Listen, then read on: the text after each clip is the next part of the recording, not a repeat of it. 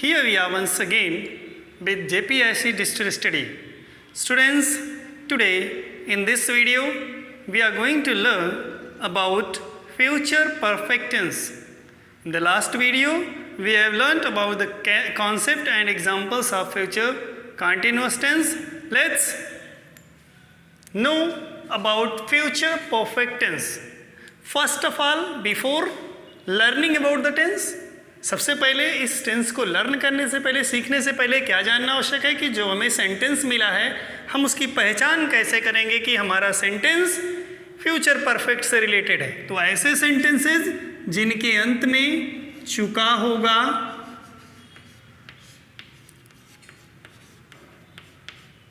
चुकी होगी,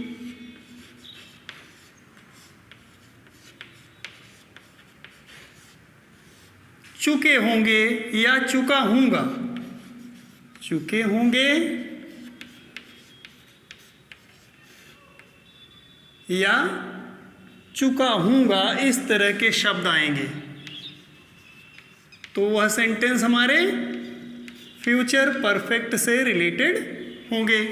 मीन्स अंत में चुका होगा, चुकी होंगे, चुके होंगे या चुका हूँगा, इस तरह के शब्द आएंगे तो सेंटेंस हमारा फ्यूचर परफेक्ट टेंस से रिलेटेड होगा। अब अगला स्टेप आता है कि इसका ट्रांसलेशन हम कैसे करेंगे। तो सबसे पहले उनमें पहचान करनी होगी कि किस तरह का सेंटेंस है। अगर हमारा सेंटेंस जो हमें प्रोवाइड किया गया वह अफर्मेटिव सेंटेंसेस यानी स्वीकारात्मक वाक्यों से रिलेटेड है, तो ऐसे सेंटेंस में सबसे पहले सब्जेक्ट लिखेंगे, फिर सब्जेक्ट के पर्सन के अकॉर्डिंग, यदि थर्ड पर्सन और सेकेंड पर्सन का सब्जेक्ट है तो विल हैव का, फर्स्ट पर्सन का सब्जेक्ट है तो शैल हैव का प्रयोग करेंगे। साथ ही साथ मेन वर्ब की थर्ड फॉर्म का यूज़ करेंगे। तो सबसे पहले सब्जेक्ट लिखेंगे, हेल्पिंग वर्ब विल हैव और शैल हैव का प्रयोग करेंगे according to subject, shall have. इसके साथ मेन वर्ब की थर्ड फॉर्म ऑब्जेक्ट लिखेंगे। सेंटेंस में यदि अदर वर्ड है तो उसको लिखेंगे। तो इस तरह से अफर्मेटिव सेंटेंसेस रिलेटेड सेंटेंस को बनाएंगे। कभी कभार हम देखते हैं कि फ्यूचर परफेक्ट के सेंटेंसेस में हमको दो तरह के वाक्य मिल जाएंगे जिसमें दो क्रियाएं परफॉर्म हो रही होती हैं। तो ऐसे समय में जहाँ पर दो कार्य हो रहा होगा तो पहले समाप्त होने वाला कार्य उसको हम चेंज करेंगे फ्यूचर परफेक्ट में। जो पहले समाप्त होगा वो बदला जाएगा फ्यूचर परफेक्ट में और बाद में समाप्त होने वाले कार्य को प्रेजेंट इंडेफिनिट में बदला जाएगा। प्रेजेंट इंडेफिनिट सेंटेंस में बदलेंगे ऐसे सेंटेंस जिसमें दो तरह के कार्य हो रहे होंगे, उसके लिए पहले समाप्त होने वाला फ्यूचर परफेक्ट में, बाद में समाप्त होने वाला प्रेजेंट इंडेफिनिट में। जिस तरह से हम उदाहरण नंबर 3 में देख रहे हैं, डॉक्टर के पहुंचने से पहले रोगी मर चुका था। यहाँ पर दो कार्य हो रहा है, एक तो डॉक्टर का पहुंचना, दूसरा मरीज का मरना। तो आइए उदाहरण के माध्यम से हम समझते हैं। तो पहला सेंटेंस है राम शाम तक घर पहुंच चुका होगा। इस सेंटेंस के अंत में देख रहे हैं चुका होगा, चुकी होंगी, चुके होंगे शब्द आए हैं। मीन्स सेंटेंस फ्यूचर परफेक्ट से रिलेटेड है। सब्जेक्ट हमारा थर्ड पर्सन सिंगुलर नंबर का है। मीन्स टू से इसके साथ क्या लगाएंगे, हेल्पिंग वर्ब विल हैव का यूज कर देंगे तो सेंटेंस बन जाएगा राम विल हैव। क्रिया है पहुंचना, थर्ड फॉर्म यूज कर देंगे reached, Ram will have reached. घर ऑब्जेक्ट घर है, रीच्ड होम। शाम तक by evening. Past perfect tense में हमने तक शब्द के लिए टिल का यूज़ किया, लेकिन फ्यूचर में इसके लिए बाई का यूज़ करेंगे तो सेंटेंस बन जाएगा Ram will have reached home by evening. उसी तरह से दूसरा सेंटेंस है मैं दोपहर तक दिल्ली जा चुका हूँगा। तो यहाँ पर सब्जेक्ट फर्स्ट पर्सन का है तो हो जाएगा आई शैल हैव। जाना की third form go went gone, gone हो जाएगी आई शैल हैव गॉन दिल्ली। समय दिया गया दोपहर तक by noon.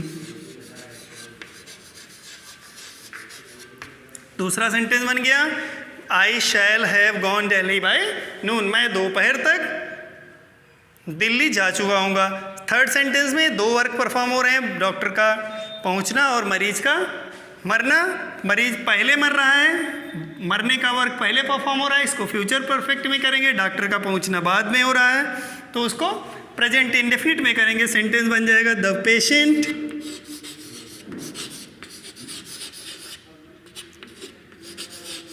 shall have died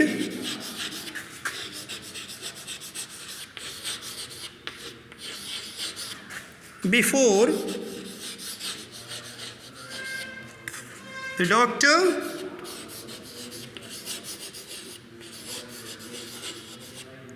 arrives or reaches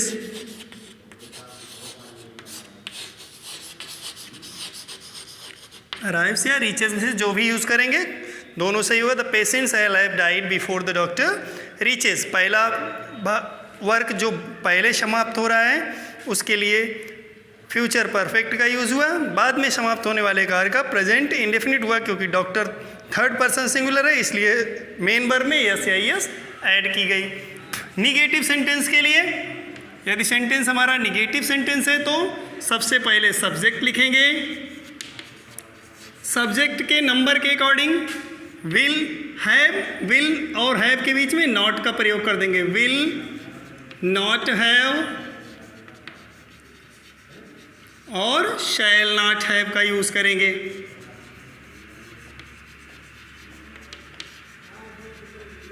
बाकी के रूल्स जो होंगे वो अफर्मेटिव के अकॉर्डिंग मेन वर्ब की third form, object and other word,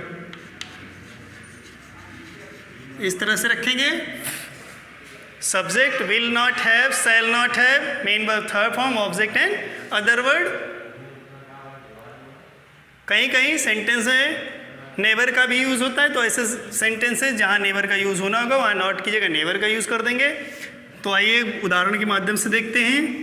negative sentence का उदाहरण, इसी को निगेटिव बना ले। राम शाम तक घर नहीं पहुँच चुका होगा। राम शाम तक घर नहीं पहुंच चुका होगा।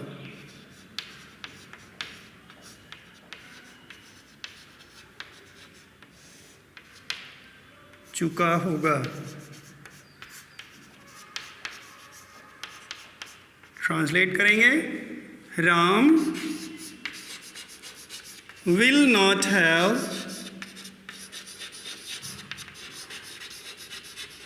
Reached home by evening। ये निगेटिव सेंटेंस हो गया। Ram will not have reached home by evening. मेरे स्टेशन पहुंचने से पहले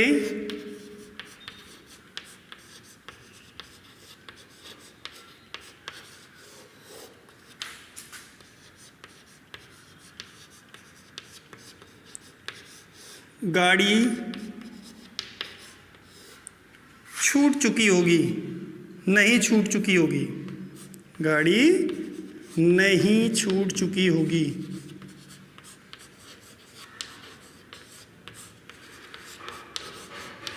इस सेंटेंस में भी 2 वर्क परफॉर्म हो रहा है, तो ट्रांसलेट कर देंगे। द ट्रेन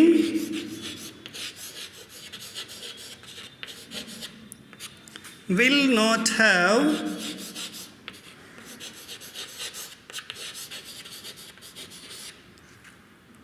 departed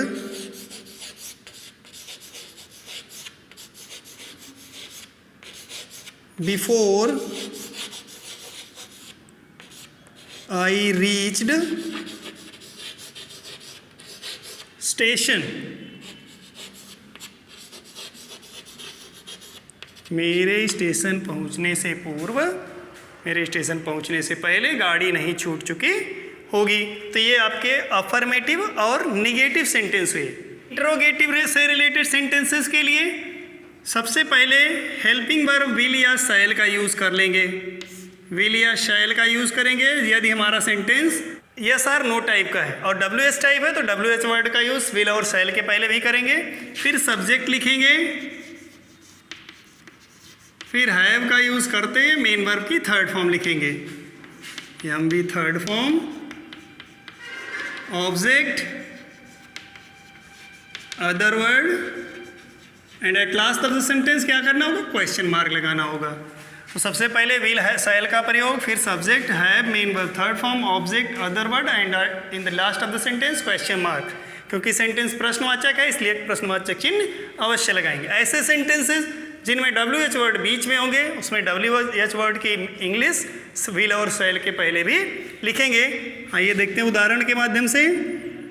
क्या रवि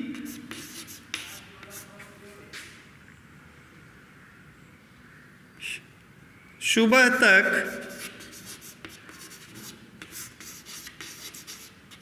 गृह कार्य कर चुका होगा?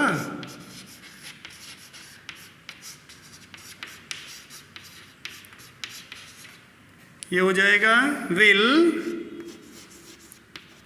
Ravi have completed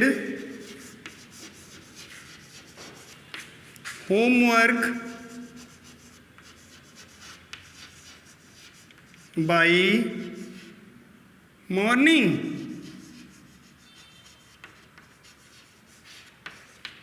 question mark लगाएंगे। Will Ravi have completed homework by morning. दूसरा सेंटेंस बनाएंगे, क्या हम शाम तक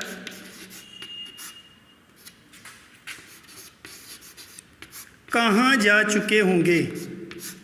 कहाँ जा चुके होंगे?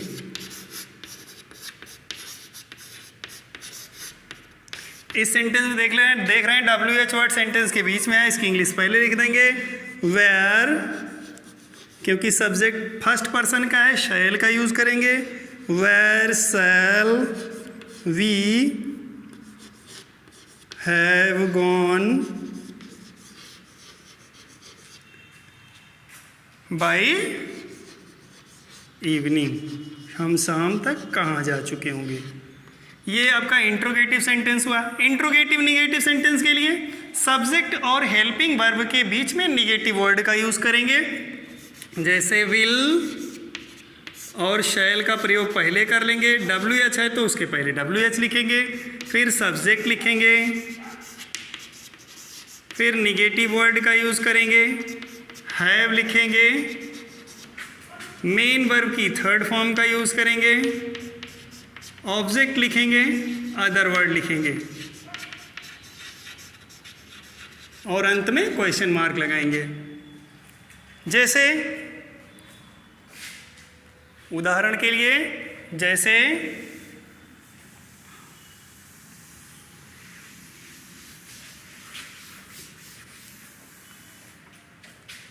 ये आपका इंट्रोगेटिव निगेटिव से संबंधित रूल हुआ है। इससे संबंधित उदाहरण लिखेंगे, हम अपना काम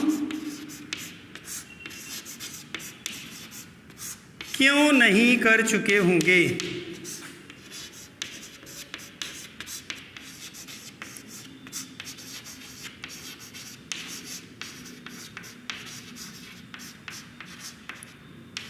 हम अपना काम क्यों नहीं कर चुके होंगे?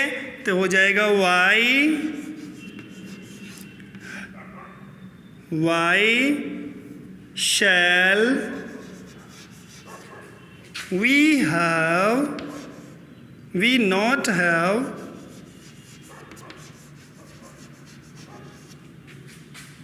done our work? हम अपना काम क्यों नहीं कर चुके होंगे? Why shall we not have done our work? मेरे घर पहुंचने से पहले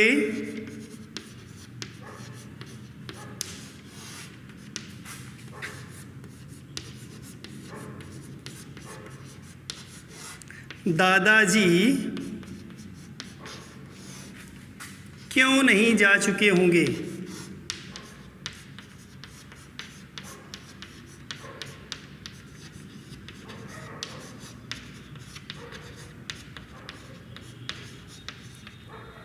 ये देख रहे हैं इस सेंटेंस में 2 वर्क परफॉर्म हो रहा है, वही रूल अप्लाई करेंगे जो हमने आपको शुरुआत में बताया था। हो जाएगा why will grandfather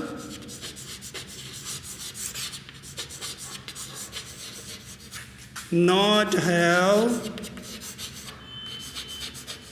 gone before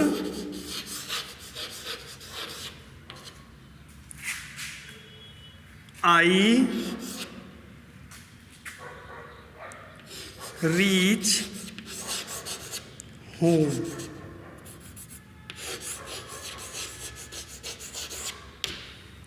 ये सेंटेंस इंट्रोगेटिव नेगेटिव से रिलेटेड है।